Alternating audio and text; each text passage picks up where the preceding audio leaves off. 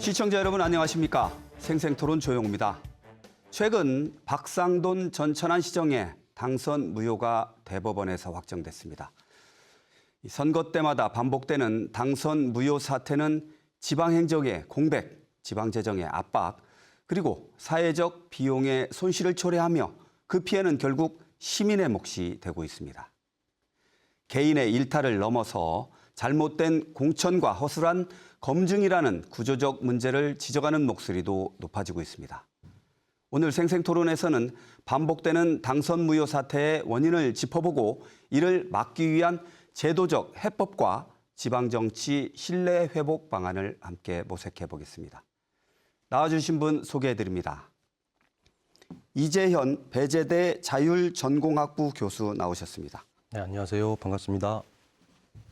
네, 김정동 대전 참여자치 시민연대 정책위원장 시간 내주셨습니다. 안녕하십니까. 네, 이어서 문선혜 변호사 자리하셨습니다. 네, 안녕하세요. 먼저 준비된 영상 보신 뒤 본격적으로 얘기 나눠보겠습니다.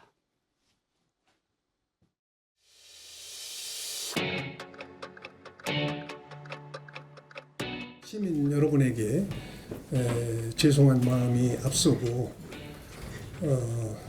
이렇게 차분하게 이렇게 뒷정리를 못하고 떠나게 돼서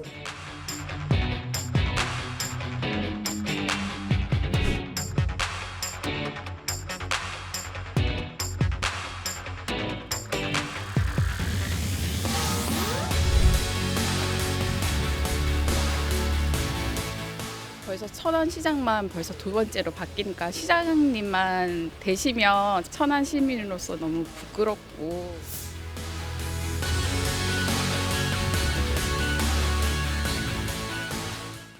네, 오늘로 우리 대통령 선거가 32일이 남았는데요. 지금 뭐 모든 정치적 이슈가 이제 대통령 선거로 인해서 그쪽으로 좀 많은 얘기가 되고 있는데 이 지방 정치도 물론 중요하다고 저희들이 생각이 됩니다. 이 지방 정치를 풀뿌리 민주주의라고 하지 않습니까? 그리고 지방 선거는 우리 지역의 일꾼을 뽑는 선거인 만큼 매우 중요하다고 판단돼서 저희가 이런 자리를 마련했는데요. 이 선거법 위반 혐의로 재판을 받던 이제 박상동 천안시장이 당선 무효형을 받아서 이제 시장직을 잃었는데요. 이 재선거로 당선돼서 재선까지 성공한 박 시장이 전임 시장과 같은 이유로 시장직에서 내려왔습니다. 이 천안시의 어떤 뭐 아까 시민 인터뷰로 저희가 보여드렸는데 천안 시민으로서 좀 부끄럽다 이런 말씀을 이제 하시거든요. 먼저 교수님 이번 사태를 좀 어떻게 바라보시는지 먼저 말씀 좀 해주시죠. 네, 이번 박상돈 전 천안시장의 대법원 확정 판결로 인한 당선 무효는 단순히 한 기초자치단체장의 퇴진을 넘어서 네. 지방정치의 구조적인 문제 예. 그리고 지방정치 신뢰 회복이 필요하다라고 하는 그 부분을 강하게 제기한 사건이 아닌가 이런 생각이 들고요. 연이은 선거법 위반으로 중도 퇴진이라는 그런 충격적인 그런 그 사태를 겪은 유권자, 뭐 천안 아까 시민들 입장에서는 왜 천안만 반복되느냐. 그래서 회의감이나 더 나아가서는 지방정치 전반에 냉소주의가 확산될 우려가 있다라고 저는 그렇게 보고 있습니다. 네, 알겠습니다. 우리 김정동 위원장님께서는 시민사회에서 이제 그 활동을 이제 하시니까 이런 문제에 대해서 좀 더 깊이 있는 어떤 그런 의미를 좀 말씀을 하실 수 있을 것 같아요. 어떻게 보세요? 앞에서 교수님도 말씀해 주셨지만 일단 시민 입장에서 보면 그 황당한 일이거든요. 네. 실제 그 이번 박상돈 시장 같은 경우도 전 시장이 중도 퇴진을 해서 재선거를 통해서 네. 시장이 됐잖아요. 그다음에 그렇죠. 연임을 하는 과정에서 이번에 선거법 위반으로 탈락을 또 하게 됐는데요. 그럼 시민들 입장에서는 선거도 여러 번 해야 되고 거기에 쓰이는 비용도 다 시민이 부담해야 되는 상황인 거잖아요. 그리고 그 중간중간 생기는 그 행정 공백으로 인한 피해도 계속 보고 있는 상황이라 분노는 좀 커질 수밖에 없을 것 같고요. 충청권으로 좀 넓혀 보면 이번에 이제 계속 그 보궐선거가 진행된 지역 말 그대로 중도 탈락한 그 지역이 아산, 대전, 중구, 네. 천안인데 모두 이제 국민의힘 소속 그 자치단체장입니다. 네. 안 그래도 이번에 이제 계엄과 탄핵으로 인해서 여론이 좋지 않은 상황인데 내년 지방선거를 앞두고 국민의힘 입장에서도 좀 당황스러울 수밖에 없을 것 같습니다. 네. 그리고 좀 더 이어서 본다면 실제 박성돈 시장 같은 경우는 이제 재선 국회의원이기도 네. 했고 재선 시장이기도 한 네. 일종의 중량급 인사였잖아요. 그렇죠. 근데 이런 분이 다른 것도 아니고 선거법 위반으로 탈락하면서 그 지역은 말 그대로 이제 무주공산 어떻게 보면 이제 후보자들이 난립해서 네. 공천에까지 계속 그 악영향을 미치지 않을까 싶습니다. 이 지방 정치의 파장까지 좀 언급을 해주셨는데 우리 문선혜 변호사님께서는 이제 행정법 전문 변호사시기도 하시니까 네. 이런 이제 그 선거에 대한 뭐 행정에 대한 이런 거에 대해서 더 어떤 나름대로의 의견이 있으실 텐데 이번 당선 부여 사태 뭐 지난해에 이어서 올해도 이제 뭐 그 불미스러운 일인데 어떻게 바라보십니까? 일단 저는 이 사법 쟁송이 길어지면서 이제 그 피해가 고스란히 시민들에게 지금 전가되고 네. 있다. 이 점을 좀 지적을 하고 싶은데요. 이 박산동 전 천안시장의 그동안의 소송의 경과를 조금 잠깐 말씀을 네. 드리면 혐의가 두 가지였습니다. 한 가지는 그 공무원 지위를 이용해서 선거운동을 한 혐의와 네. 한 가지는 허위 사실을 공표한 혐의였거든요. 근데 최초 1심에서는 두 혐의가 모두 다 이제 유죄로 인정이 되었다가 2심에서 두 가지가 다 무죄로 또 선고를 받았거든요. 그리고 이제 3심 대법원에 가서는 이 허위 사실 공표죄는 무죄로 확정이 됐으나 그 공무원 지위를 이용해서 이제 그 선거 운동을 한 혐의는 이 유죄 판정을 사실상 받은 거랑 마찬가지인 상태에서 다시 파기환송돼서 파기환송심을 거쳐 재상고심을 거친 네. 실제적으로 재판을 5심을 이제 한 상황이었는데요. 이제 이런 길고 지난한 사실 소송을 지키면서 사실은 이게 좀 책임 있는 정치인이라면 본인이 좀 더 빨리 사태를 수습하고 하는 자세가 있었어야 하지 않을까 네. 저는 그런 생각을 했습니다. 네, 알겠습니다. 이 계속 그 지난해에는 아산시장이 그다음에 대전에서는 이제 중구청에서 이제 지방자치단체장이 당선 무효형을 받아서 이제 선거를 치렀습니다. 그래서 이제 다시 뽑았는데 이게 선거 때마다 이런 행위가 반복이 되거든요. 이제 시민들의 피로감도 높아지실 테고 그 이제 아산하고 중구청은 다행히 기간이 많이 남아서 다시 뽑았어요. 이제 자치단체장을. 근데 이번에는 천안시장은 이제 짧으니까 선거를 치를 수도 없고 그래서 이제 대행 체제로 이제 가거든요. 그러면은 결국에 이제 행정 공백이 이제 생길 수밖에 없는 상황인데 이런 어떤 잦은 당선 무효 상황의 어떤 그런 근본적인 원인이랄까요? 교수님 어떻게 보십니까? 당선 무효라고 하는 자체가 공직선거법에 의해서 처벌을 받고 그렇죠. 나오는 거잖아요. 이제 그럼 크게 이제 두 가지로 좀 볼 수 있는데 개인의 문제와 이제 정당의 문제 크게 두 가지로 볼 수 있는데 1차적으로는 개인의 책임에 있다라고 볼 수 있습니다.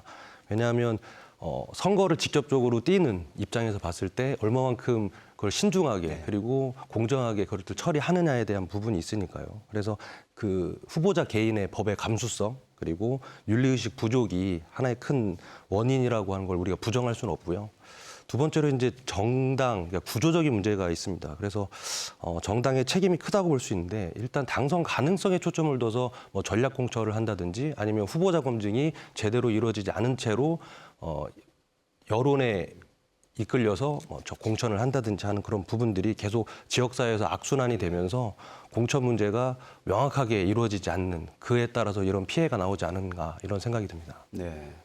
우리 저기 김종동 위원장님께서는 그 개인의 책임, 구조적 허점 아무래도 구조적인 허점에 많이 방점이 있으실 것 같은데 어떻게 보세요?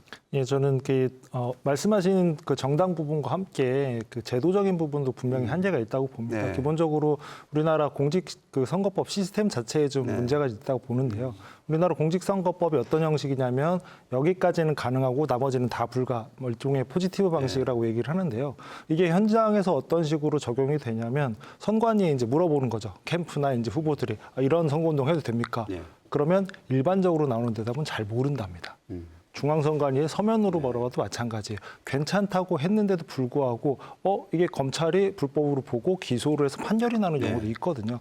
그 말 그대로 이걸 감을 잡을 수가 없는 상황이다 보니 선거운동을 하기 어렵다는 부분도 있고 또 하나는 선거운동 기간 외에 어떠한 선거운동도 할 수 없는 딱 짜여진 구조다 보니까 이 짧은 기간 동안 모든 걸 다 쏟아부어서 하려는 무리수가 좀 생길 수밖에 없는 구조라는 거죠. 선거운동 기간 동안 돈도 사람도 모든 걸 다 넣고 해야겠다. 그래야 당선이 될 수 있다라는 이런 문화가 만들어진 건 이 선거법의 한계로라는 부분도 있고요. 또 하나 더 언급을 하자면 선거법 위반 관련 시효가 6개월입니다. 네. 말 그대로 다른 얘기로 하면 6개월이 지나면 없어진다는 얘기거든요. 그러면 6개월만 잘 버텨보자 이런 생각까지도 어떻게 보면 갖출 수 있다는 구조가 있다는 거죠. 그러니까 공직선거법상의 어떤 그런 뭐 처벌 기준, 뭐 이제 여러 가지 그 다양한 시각에서 좀 구조적인 문제가 있을 수 있다 이런 말씀으로 제가 이해를 할 수 있겠는데 우리 문선여 변호사님께서는 어떻게 보세요? 이제 그 어떤 공직선거법상의 뭐 좀 허점이랄까, 뭐 구조적인 문제 어떤 걸 좀 짚어주실 수 있을까요? 일단 공직선거법상 사실 지금 가장 논란이 되고 있는 조항이 그 제264조인데요. 네. 이 당선인의 선거운동에 부정이 있을 때 선거 무효가 되는 이 증거가 트리거가 징역 또는 100만 원 이상의 벌금입니다. 근데 이것이 무엇을 의미하냐면 이게 공직선거법 위반, 즉 범죄를 저질렀다고 해서 무조건 당선 무효가 되는 것이 아니라는 거예요. 그러다 보니 선거운동을 하는 이 수험자들 입장에서는 이게 벌금 100만 원 이상까지만 가지 않으면 된다라는 이런 아니라는 생각이 지금 팽배해진 것 같고요. 저는 이거 외에 한 가지를 좀 더 말씀을 드리고 싶은 부분이 네. 있는데요. 지금 우리나라 정치 문화가 정치의 사법화가 점점 더 가속화되는 경향이 있다고 생각합니다. 그래서 이 사실 선거운동 기간에 이제 정치권에서 충분히 자정작용을 통해서 스스로 점검하고 진단하면서 사전적으로 어떤 이런 문제를 예방하려고 하기보다는 일단 선거를 다 치르고 나서 모든 게 다 종결된 이후에 사법기관에 이 판단을 맡기는 이런 이제 추세가 지금 점점 이제 심해되고 있는데요. 네. 문제는 이 사법기관을 통한 이런 해결 방법은 결국에는 사후적인 조치라는 겁니다. 그래서 이제 이 당선인이 당선된 이후에 당선 무효를 자꾸 이 선고를 받는 이 상황이 반복이 되는 게 아닌가 그렇게 생각합니다. 네, 알겠습니다. 이어서 좀 말씀 나눠볼 부분이 그러면 그 지방선거 과정에서 이 후보자 검증 시스템이라든지 감시 시스템 이런 게 좀 제대로 작동이 돼서 제대로 된 후보를 뽑아서 이제 선거에 출마를 하게 하고 그 정책이나 이런 걸 가지고 이제 시민들의 판단을 이제 받는 그런 상황을 좀 거쳐야 되지 않습니까? 이 현재 우리 정치 시스템상의 후보자 지방선거로 국한을 일단 말씀을 드려보고 싶은데 후보자 검증 시스템이 각 정당에서 좀 제대로 작동이 되고 있다고 어떻게 판단되시나요? 교수님 어떻게 보세요? 저는 개인적으로 검증 관련해서 그러니까 후보자 공천을 뭐 공천권이 있는 건 아니지만 이제 외부 평가를 해봤을 때 네. 정량적인 평가는 뭐 그건 속일 수 있는 부분이 아니니까요. 근데 거기에서 나타나는 그러니까 주관적인 정성 지표들 그런 지표들이 제대로 검증이 안 되거나 아니면 그걸 의도적으로 좀 숨기거나 은폐하고 올려진 사례들을 좀 봤거든요. 네. 이제 그런 부분들을 중앙당이 아니라 지역에 있는 정당이 더 세심하게 좀 봐야 하는데 네. 그 부분은 중앙에 너무 의존하고 있는 그러니까 중앙에서 알아서 하겠지라고 하는 안일함이 좀 검증 시스템의 부실로 이어지는 게 아닐까 이런 생각이 듭니다. 그래서 당선이 만약에 무효가 된다라고 하면 정당이 좀 책임지는 모습들이 필요하지 않은가 이제 그런 논의가 이제 필요한 시점이라고 보고 있습니다. 예. 이 검증 시스템 말씀을 지금 나누고 있는데요.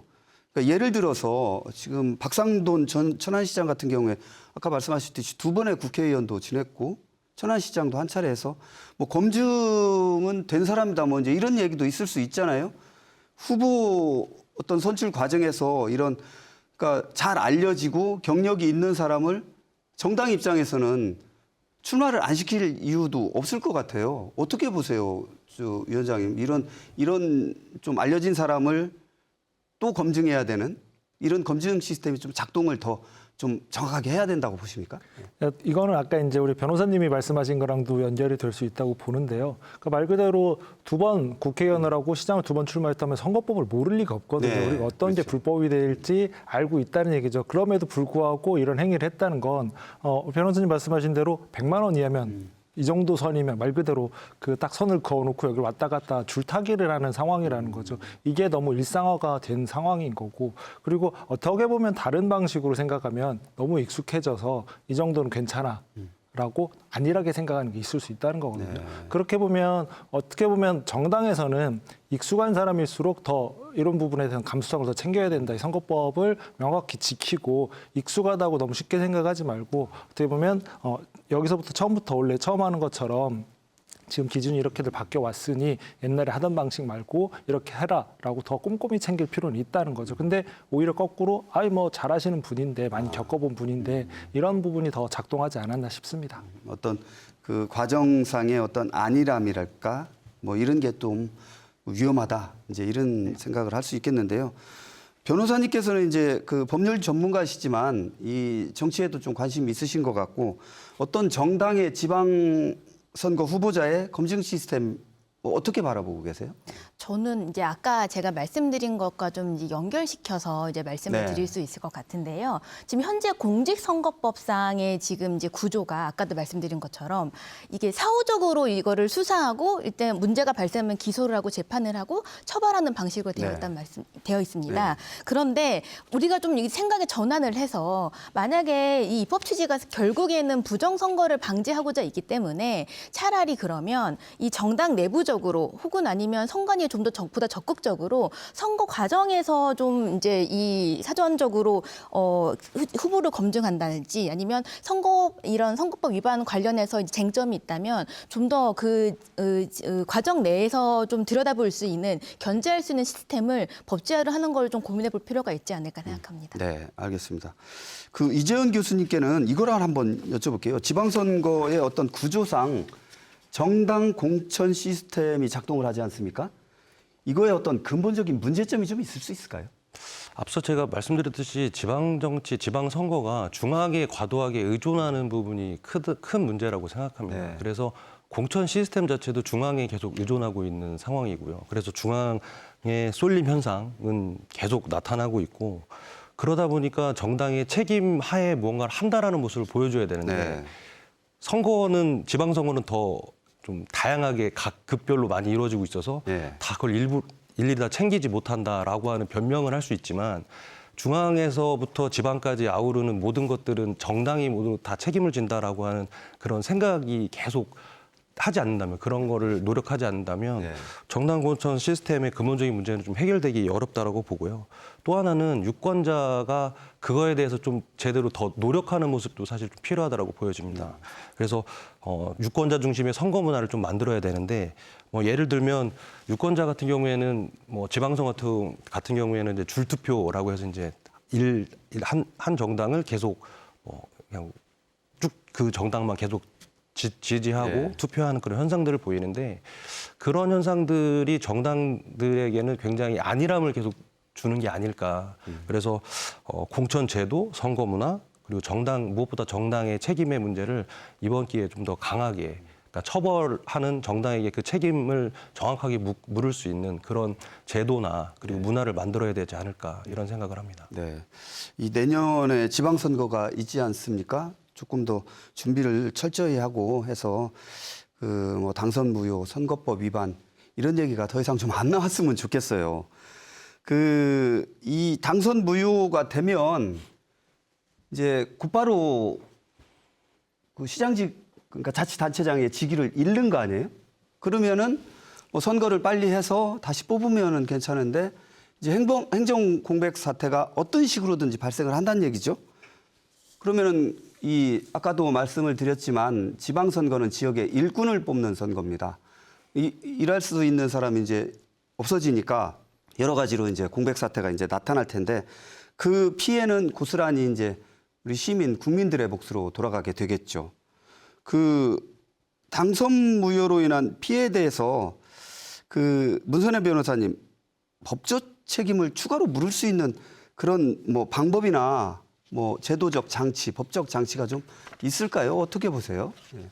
지금 이제 당선무효로 인한 피해는 이제 크게 두 가지로 볼 수 있을 텐데요. 이 당선인 신분에서 이제 취득한 어떤 기탁금과 보존 비용이 있을 네. 테고요. 그다음에 이제 보궐선거로 인해서 추가적으로 발생하는 비용, 이렇게 크게 두 가지로 나누어 볼 수 있습니다. 네. 근데 지금 현행법상을 살펴보면 네. 일단 그 기탁금과 선거 비용 반환에 대한 규정은 있습니다. 네. 다만 지금 그 기탁금과 선거 비용은 지방선거에서는 그 당선인 개인에게만 지금 반환을 청구할 수 있도록 되어 있는데요. 저는 이 부분을 좀 개선할 필요가 있지 않을까 싶은 생각이 듭니다. 왜냐하면 지금 대통령 선거나 비례대표 국회의원 그리고 비례대표 지방의회 선거의 경우에는 그 후보자의 당선이 모두 무효가 된 때에는 그 추천 정당이 반환하도록 그렇게 네. 규정을 하고 있거든요. 따라서 이런 이제 대통령 선거 같은 이런 선거에서는 정당이 좀 더 책임지는 이제 있는 모습을 보이는 반면 지방 선거의 경우는 이제 이 개인에게 전가하기 때문에 정당이 조금 더 소극적이고 무책임되지 않는가 그런 생각이 듭니다. 그래서 네. 이 부분에 대한 고민이 좀 필요해 보입니다. 어떤 법적인 그런 말씀을 이제 해주셨는데 우리 김종동 위원장님께는 그 행정 공백 사태에 대한 따른 피해 같은 거를 좀 여쭤볼게요. 어떻게 보세요? 물론 그 한 자치단체 수장이 없어지면 여러 가지로 뭐 지역 수건 사업이라든지 어떤 공약 사항이 그러니까 멈춰지는 그런 결과를 초래하게 되면 결국에는 시민들의 몫으로 돌아가지 않습니까? 어떤 피해가 우려되고 어떤 게 좀 예상이 될까요? 전에 모 대전시 공무원이 그런 얘기를 한 적이 있거든요. 네. 그러니까 대전시장 같은 경우에는 연임이 없고 계속 바뀌었잖아요. 그러니까 한 번이라도 연임 이상을 좀 하는 시장이 왔으면 좋겠다. 네. 이게 무슨 얘기냐면 정상적으로 4년을 하고 시장이 바뀌어도 행정이 엄청나게 바뀐다는 네. 얘기거든요. 근데 그게 중간에 바뀌면 말씀하신 대로 일반 행정은 괜찮습니다. 일반적으로 쭉 하는 행정들은 괜찮지만 자치단체장이 내가 이런 것을 하겠다. 라고 갖고 나온 정책들은 네. 일단은 당연히 중단이 되겠죠. 그렇겠죠. 그리고 어떤 정책 같은 경우에는 특히 뭐 중앙정부나 아니면 광역과 같이 연계해서 해야 되는 중장기 프로젝트들 있잖아요. 이런 것들은 선출직 그 공직자가 없는 상황에서는 추진하기가 실질적으로 예. 어렵거든요. 말 그대로 중단입니다. 그렇죠. 그러면 이게 그 다음 시장이 뽑힐 때까지, 다음 자치단체가 뽑힐 때까지 그리고 뽑혀서도 그거에 맞게 또 준비를 하는 데까지 또 시간이 또 걸리거든요. 그러면 그만큼의 공백 동안 그 피해는 당연히 시민들이 볼 수밖에 없다는 예. 거죠. 이거는 뭐 그 단순 일반 그 행정뿐만 아니라 이거 모든 것들이 바뀌는 시스템 자체에서도 행정 내에서도 겪는 그 혼란도 상당히 심각하기 때문에 이 부분은 쉽게 볼 수는 없을 것 같습니다. 예. 이 그 자치단체장이 이제 그 직을 잃으면 그 같이 일하는 이제 공무원들께서도 많이 혼란스러우실 것 같아요. 이걸 과연 일을 해야 되냐 말아야 되냐. 뭐 다음 시장이나 뭐 군수, 구청장 올 때까지 가만히 있어야 되나 이제 이런 혼란도 많이 있으실 것 같은데 이재용 교수님 이런 행정 공백을 줄이기 위한 이 지방자치의 어떤 제도적인 보완책이랄까요?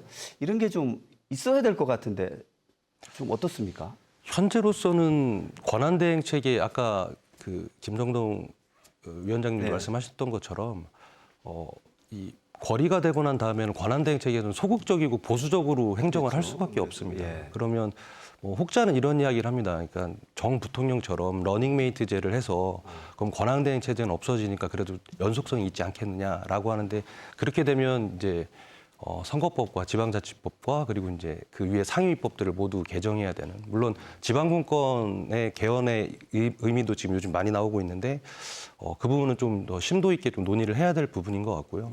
현재로서는 지금 그거에 대해서 딱히 공백을 메울 수 있는 우리가 의지할 수 있는 건 권한 대행을 하고 있는 이제 부자치단체장의 어떤 역량으로 네. 그것들을 헤쳐나갈 수밖에 없는 그런 구조인 것 같습니다. 아직 그 거리가 됐을 때 어떤 식으로 좀 행정을 좀 연속성을 좀 이어가야 되겠다라는 그런 제도적인 장치나 이런 거는 뭐 좀 없다고 봐야 또 무방하겠네요. 그럼 예. 네. 예, 알겠습니다. 그 아까 그 문선예 변호사님께서 이제 공직선거법상의 당선 무효의 어떤 법률적인 기준 이거를 좀 말씀을 해주셨는데 그 당선 무효의 형사처벌 기준의 적정성에 대해서 한번 여쭤볼게요. 이 현행 공직선거법상 벌금 100만 원 이상이면 이제 당선 무효가 되지 않습니까? 이게 대통령 선거, 뭐 국회의원 선거 다 마찬가지지 않습니까? 네, 공직선거법상 규정이기 때문에 그렇습니다. 예. 그럼 이 규정이 과연 뭐 적절한가? 뭐 입법, 사법, 행정 시스템상에 네. 좀 어떻게 보세요? 예. 사실 지금 아마 전 국민이 다 이 공직선거법상 허위 사실 공표죄 이거 단속 무효형을 지금 굉장히 다 공부하고 계시는 상황일 텐데요. 네. 말씀하신 대로 그런 이유로 지금 굉장히 뜨거운 논란에 있습니다. 왜냐하면 제가 아까 말씀드린 내용과 이제 그 결을 같이 하는데 공직선거법상으로 이제 재판을 받아서 결과가 나왔는데 이 재판 결과가 이 사람들이 유죄 무죄를 궁금해하는 것이 아니라 네. 벌금 100만 원 그렇죠. 이상이 나올 것인지 안 나올 것인지를 더 궁금해하게 여기고 벌금 100만 원 미만으로 형을 받으면 됐다라고 생각을 하게 되는 거예요. 그렇죠. 그래서 과연 이게 지금 이 입법 취지에 이게 적합한 이제 입법 방식이냐 그래서 두고서 지금 해서 지금 굉장히 이제 좀 이 형사 처벌의 이 기준을 아예 벌금 100만 원이 아니라 유죄 판결을 받으면 무조건 당선 무효형으로 해야 된다 이런 의견도 있고요. 아니면 지금 너무 벌금 100만 원이라고 일률적인 기준이 아니라 좀 구체화해서 어떠한 단계별로 차등화하는 기준이 필요하다 이런 의견도 있고요. 여러 가지 다양한 의견이 나오고 있는 상황입니다. 예. 이 시민사회에서는 어떻게 보세요? 공직선거법상 그 당선 무효형이 벌금 100만 원 이상이다. 또 어떻게 보십니까? 또 적정하다고 보세요?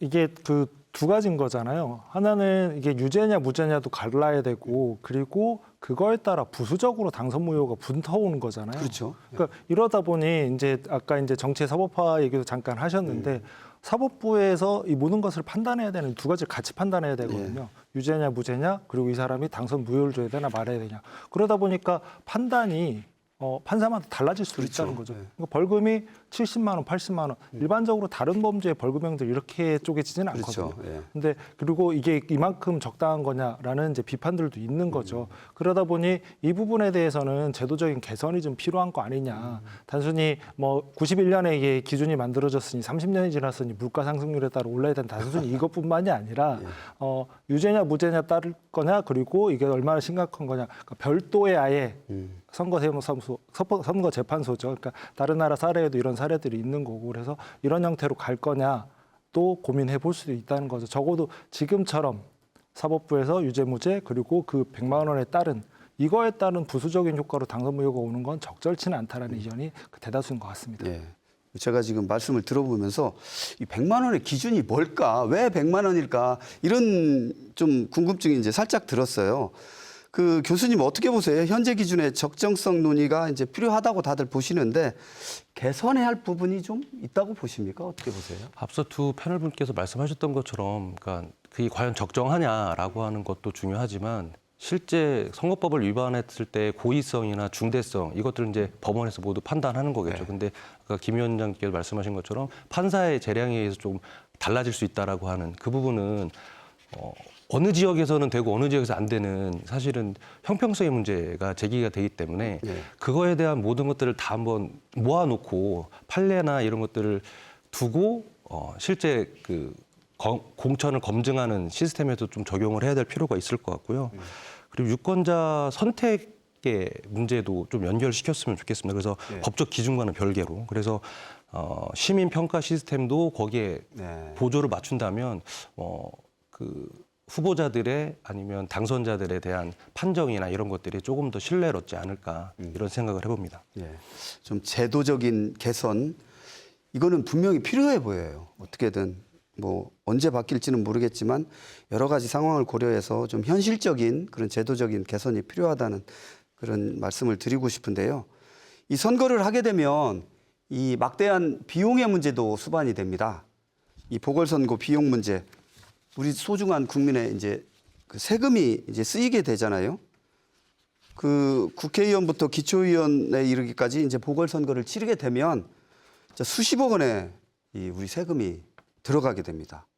이 제대로 된 일꾼을 뽑기 위한 비용이다 생각하면 뭐 괜찮을 수도 있겠지만 하지 않아도 되는 선거를 또 치러야 되는 뭐 그런 사례가 계속 나오잖아요. 이거에 대한 어떤 그 책임이랄까요? 어떻게 보세요, 위원장님은? 누구의 책임이라고 볼 수 있을까요? 물론 정치권의 책임이 크겠죠. 구조의 책임을 빼고 1차적으로는 원인 제공자, 말 그대로 선거법을 위반해서 당선 무효이 된 그 개인과 그리고 네. 공천한 정당의 책임이죠, 당연히. 그렇죠. 보통 한 개의 지역구 기준으로 보궐선거 비용이 대략 한 10억 원 정도 든다고 합니다. 그러니까 근데 이게 한두 번이 아닌 거잖아요. 그러니까 그게 계속 쌓이는 거고 그러면 여기도 책임을 물어야 되는 거 아니냐는 건 국회에서도 계속 입법 사례로 좀 왔는데 실제로 18대부터 20대까지 관련 법률들이 계속 제출이 됐거든요. 예. 그러니까 보궐선거를 생기게 만든 원인 제공자 그리고 정당에게 책임을 물어야 된다. 쉽게 얘기해서 보궐선거 비용을 부담시켜야 된다라는 예. 게 있었고 여기다 더해서 실제 이런 공천을 한 정당에는 공천권을 해당 선거에서는 배제해야 된다라는 내용도 있었는데 실제로 이게 좀 깊게 논의되진 않고 계속 폐기만 되고 있는 상황인 거거든요. 예. 근데 지금 상황에서는 이거 계속 두면 이런 상황이 반복될 수밖에 없기 때문에 적어도 원인 제공자 정당에게는 책임을 져야 되는 부분도 있고요. 또 하나 더 언급하자면 지금 현행법상에서는 국고 보조금하고 기탁금은 이제 반납을 해야 되거든요. 네. 그러니까 당사자들이. 근데 이것조차도 안 해서 그 작년 기준으로 190억 정도가 반납이 안 된 상태입니다. 이거에 대한 환수 방안도 강화할 필요는 있을 것 같습니다. 예. 우리 문선예 변호사님께서도 아까 언급을 해주셨어요. 환수라든지 이런 거에 대한 기준을 이제 말씀을 해주셨는데 다시 한번 뭐 강조하셔도 좋고요. 현행 법령상 보궐선거 비용을 환수하거나 또는 후보자에게 일부 부담하는 것이 가능한지 뭐 어떤 법률적 기준이 좀 있을까요? 사실 저도 국민의 한 사람으로서 그 보궐선거 비용이 너무 아깝고 사실 이제 피 같은 세금이잖아요. 그렇죠. 낭비잖아요. 그래서 방금 이제 위원장님께서 말씀하셨던 그런 법안이 통과되면 좋겠으나 법률가로서는 사실 그 법안이 적정한지는 좀 더 그 검토가 필요합니다. 왜냐하면 해당 조항이 실제로 이제 법제화가 되면 사실 헌법상 국민의 참정권과 재산권을 침해할 소지가 있거든요. 그래서 논란의 소지가 있어서 쉽게 도입할 수 있는 부분은 아닌 것 같습니다. 예, 알겠습니다.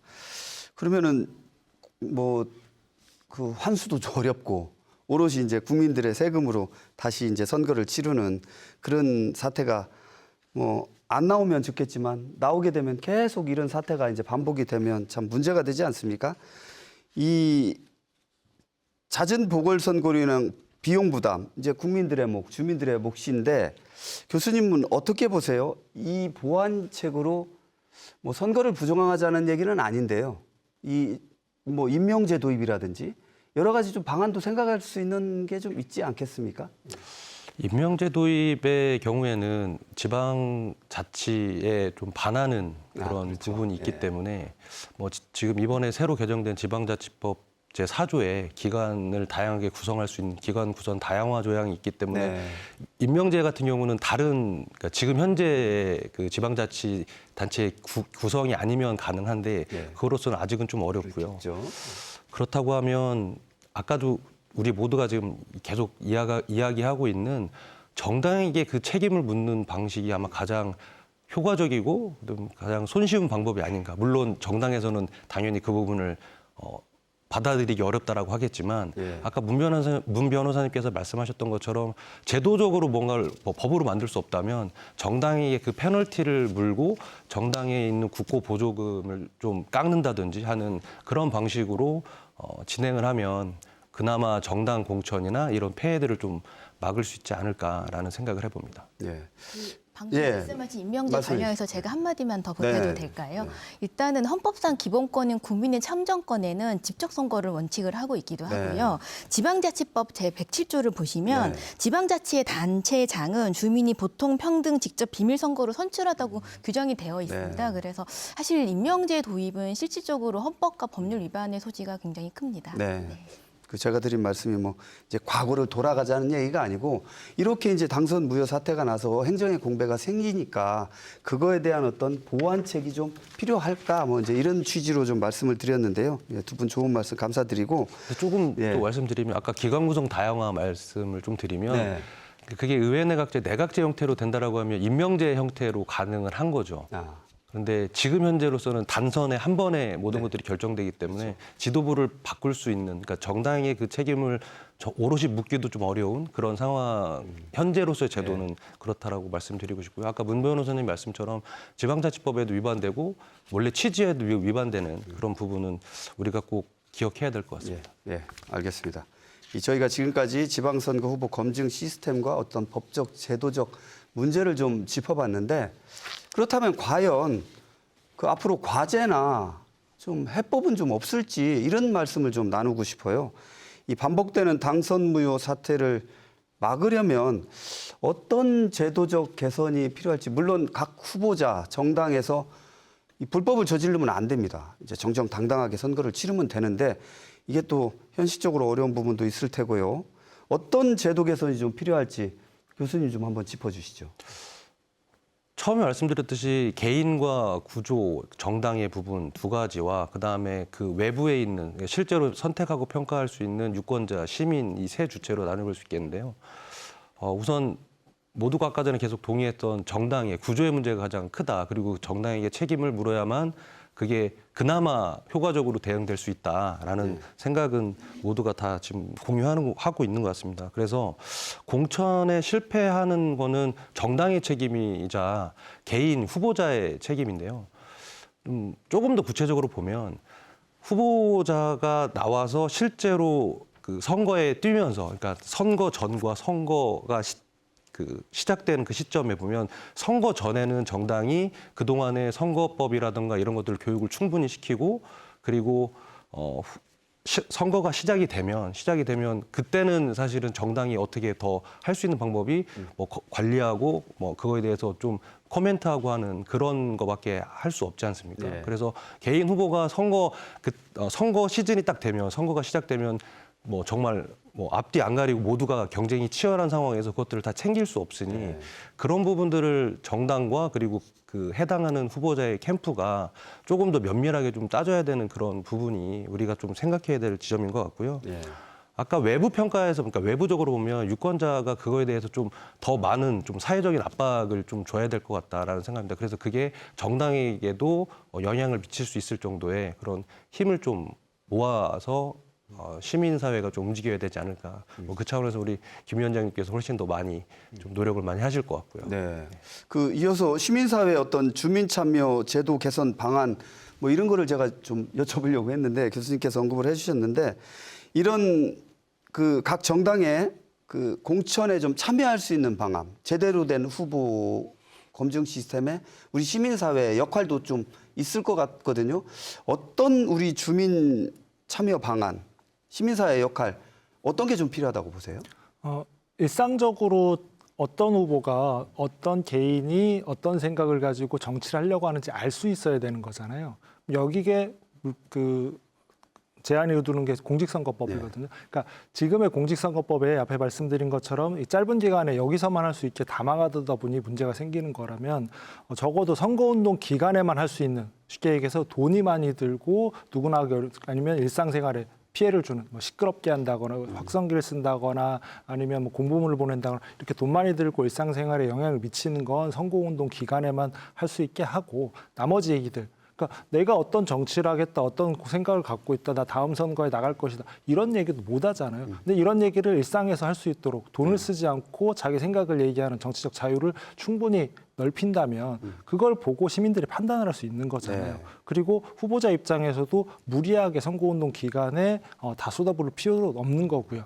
이런 여건이 없는 상태에서 딱 예비 그 선거운동 그리고 선거운동 기간에만 시민들이 보고서 판단하기 현실적으로 쉽지 않거든요. 네. 저분이 어떤 분인지, 어떻게 살아왔는지, 어떤 생각을 갖고 있는지 그 짧은 기간에 어떻게 알겠습니까? 그걸 일상적으로 알 수 있게 일상적인 가능한 선거운동의 틀을 좀 만들어 놓고 거기서 시민들이 참여해서 저 후보, 저런 사람은 이런 정책을 갖고 있구나, 저런 사람은 괜찮은 것 같다, 저런 사람을 공천하는 것도 괜찮을 것 같다는 얘기를 정당에다 전달할 수 있는 거죠. 정당 입장에서도 오히려 그렇게 해야 검증을 하는데도 더 도움이 될 수 있거든요. 갑자기 딱 나와서 자료만 내면 그걸 보기도 어렵잖아요. 일상적인 검증도 거기서 가능하다고 보는 거죠. 정리하자면 선거운동 기간에만 할 수 있는 것은 정해놓을 필요는 있지만 나머지 기간에 할 수 있는 충분히 정치적인 이야기를 할 수 있는 광장을 좀 만드는 게 필요하다라는 생각입니다.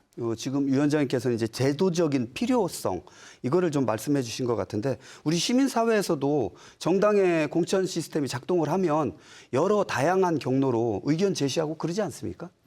이런 후보를 이렇게 공천해라, 이런 후보는 공천하지 마라, 이런 얘기들 많이 하는 거죠. 그렇죠. 그중에 일반적으로 많이 나오는 게 선거법 위반한 그리고 뭐 요새 이제 문제라고 얘기되는 뭐 음주운전 이런 기준들은 얘기를 하는 거죠. 그럼 그거에 따라서 선거 정당에서도 충분히 고려를 해서 근데 그걸 판단하려면 제가 누누이 얘기 드리지만 일상적으로 무슨 얘기를 어떻게 하고 살았는지 알아야 되는 거잖아요. 그런 기반이 있어야 시민사회에서도 충분히 의견을 제시하고 그리고 거기에 당원들도 의견을 제시할 수 있는 공간이 생긴다고 얘기를 드린 겁니다. 지금도 이렇게 하시는지 활동을 하시는지 모르겠는데 과거에 제가 좀 보면 이 낙천 운동, 낙선 운동 많이 시민사회에서 이제 하시잖아요. 이제 여러 좀 검증이 좀 부실하거나 이런 후보들에 대한 활동을 이제 많이 하시는 것 같은데 그런 어떤 우리 시민사회의 역할이나 활동도 좀 중요하다. 이렇게 좀 판단이 좀 되겠습니다. 실제 그래서 이제 낙천 낙선 저 후보는 안 됩니다라고 얘기하는 것도 현행 선거법상 불법이에요. 그래서 그로 인해서 이제 벌금들도 많이 받고 그랬었죠. 그러니까 그것 또한 정당한 시민의 자유잖아요. 이런 후보는 문제가 있습니다라고 얘기하는 것조차도 그 상대 후보의 낙선을 위한 활동이다. 이건 선거법 위반이다. 허위사실 공표다. 이런 얘기로 계속 묶여 있다 보니 실제로 움직일 수 있는 폭이 현행 공직선거법상 시민사회든 아니면 후보든 아니면 정당이든 움직일 수 있는 공간이 너무 좁다는 얘기를 그래서 계속 강조를 드리는 겁니다. 예, 알겠습니다. 우리 문 변호사님께서는 이 우리 정치권의 공천 제도의 개선 방안이랄까요? 좀 뭐 제시하시고 싶으신 부분이 좀 있으실까요? 사실 그 부분은 굉장히 정치학에 그렇죠. 관한 부분이고 저의 전공은 아니어서요. 그냥 저는 아까 말씀드렸다시피 좀 이런 자정작용을 할 수 있도록 그 내용까지 좀 시스템을 법제하면 좋겠다. 이 정도 말씀을 드리고 싶습니다. 이 어떤 일을 하시든지 그거 같아요. 좀 제대로 된 후보 좀 잘 골라서 좀 제대로 된 선거운동을 하면 좋겠다. 이게 뭐 변호사님뿐만 아니고 일반 시민 모두의 바람일 것 같아요. 예. 네, 아까 김정동 위원장님 말씀하신 거는 이제 저 들으면서 플랫폼이 필요하겠다. 그러니까 시민사회 내에서도 뭐 검증할 수 있는 플랫폼이 필요하고 그리고 예를 들어서 이제 대전 시당 같은 경우는 그러니까 시당에 있는 홈페이지는 사실은 그렇게 활성화되어 있지 않습니다. 그러면 말씀하신 대로 후보, 그러니까 정치를 꿈꾸는 사람들이 거기에 정치 이력제처럼 그러면 시민들이 그 홈페이지에 들어가서 이 후보자나 이 정치는 뭘 하고 있구나라는 것들을 일목요연하게 알 수 있는 그런 제도도 한번 우리가 고려해 보면 공천에서 이런 갑자기 나타나는 그 당선 무효 이런 부분들은 조금 사라지지 않을까 이런 생각도 해봅니다. 그 지금 말씀해 주신 부분 중에 중요한 부분 같은데요. 이 정치의 무관심, 불신, 이 신뢰가 떨어지면 그러니까 평소에 좀 내가 정치에 좀 지방 정치든 관심을 갖고 뭐 홈페이지든 어디 들어가서 이 사람은 어떤 뭐 정책이 있나 이렇게 찾아보고 하면 좋은데 뭐 그 사람이 그 사람이지 뭐 이제 이런 식으로 정치의 불신 그다음에 무관심 막아야 되거든요. 그래서 좀 시간이 거의 다 됐는데요. 세 분께 그렇다면 과연 지방 정치의 신뢰 회복을 위한 과제는 무엇이 있을지 정치권에서 우선적으로 실천해야 될 과제는 뭐가 있을지 차례로 한번 세 분께 여쭤볼게요. 교수님은 좀 어떤 과제가 좀 있어야 될 것 같은지 말씀 좀 해주시죠. 앞서 우리가 계속 논의했듯이 그러니까 정치에서의 가장 기준이 되고 그다음에 거기에 가장 모태가 되는 게 정당이거든요. 그래서 정당이 분명히 책임을 진다라고 하는 것 그 부분을 시민사회나 유권자들에게 인식을 시켜줄 필요가 있다라고 보여집니다. 그래서 그 안에는 뭐 정치인 윤리 기준이나 이런 것들을 더 명확하게 세워야겠지만 그리고 그 정당이 주민과 얼마만큼 소통하고 있느냐라고 하는 것도 신뢰에 가장 큰 영향을 미칠 수 있을 것 같고요. 그리고 자정 능력이 그 정당이 얼마만큼 있느냐라고 하는 것들을 시민이나 유권자들이 느낀다면 지방 정치뿐만 아니라 전체 정치의 신뢰가 회복되지 않을까 이런 생각을 해봅니다. 그리고 제가 이거는 그 자료 조사를 좀 했는데 우리가 재보궐선거의 그 비율 자체가 지금 특정한 사건 때문에 굉장히 지방 정치가 문제 있어 이렇게 이야기를 하지만 2010년부터 지금까지를 쭉 보니까 한 5에서 7% 정도의 재보궐 선거가 있었습니다. 전체 국회의원부터 교육감까지 다 해서요. 그러면 보궐선거는 뭐 사망이나 뭐 이런 사퇴 시에 나오는 거니까 재선거를 우리가 지금 당선 무효형에서 주로 보는 거지 않습니까? 그러면 그거보다 훨씬 더 낮은 수치긴 한데 낮은 수치임에도 불구하고 그거는 굉장히 크게 좀 다가온다라고 하는 점에서 우리 지역 유권자 분들도 그 부분에 너무 지방 정치가 크게 신뢰를 할 수 없어라고 하는 그런 과도한 좀 생각은 안 해주셨으면 하는 게 제 개인적인 바람입니다. 네, 알겠습니다. 우리 위원장님께서는 지방 정치 신뢰 회복을 위한 과제 어떻게 보십니까? 네.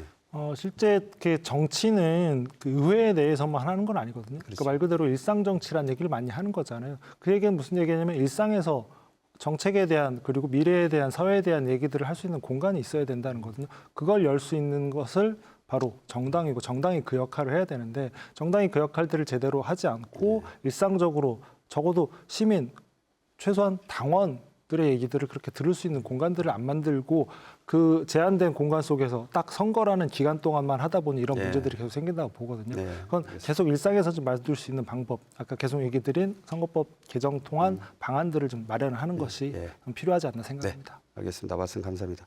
우리 문선예 변호사님께서는 어떻게 보세요? 지방 정치의 신뢰 회복을 위한 과제. 저는 일단 각 정당에게 그 사법기관에게 좀 그만 기대라라고 말씀을 드리고 싶어요. 그래서 그 사법기관을 가져가기 전에 어떤 문제가 발생을 했을 때 그냥 이 지방 이 정치에 스스로 행하는 그 정당 내부에서 스스로 해결하고자 하는 이런 노력이 필요해 보이고요. 그리고 유권자들과 시민사회에서도 사실 지금 중앙정부에서 너무 많은 이슈들이 발생하고 있어서 이 지방정부에서 이러한 일들은 좀 매몰되는 경향이 없잖아 있는데 조금 더 관심을 갖고 지켜봐야 되지 않을까 싶습니다. 네. 우리 유권자들께서 좀 관심을 갖게 일 좀 잘하고 선거운동도 잘하고 그렇게 좀 해줬으면 좋겠습니다. 토론을 마무리할 시간입니다. 허술한 공천, 검증 없는 선거, 반복되는 책임 회피는 세금 낭비와 심각한 행정 공백 등 시민의 피해로 고스란히 이어집니다. 구조는 바뀌지 않았고 같은 일은 반복되고 있습니다. 지방정치의 책임은 어디에 있고 무엇을 바꿔야 할지 개선책 마련을 위한 심도 깊은 논의가 지속되길 바랍니다. 함께한 세 분 수고하셨습니다. 시청해 주신 여러분 감사합니다.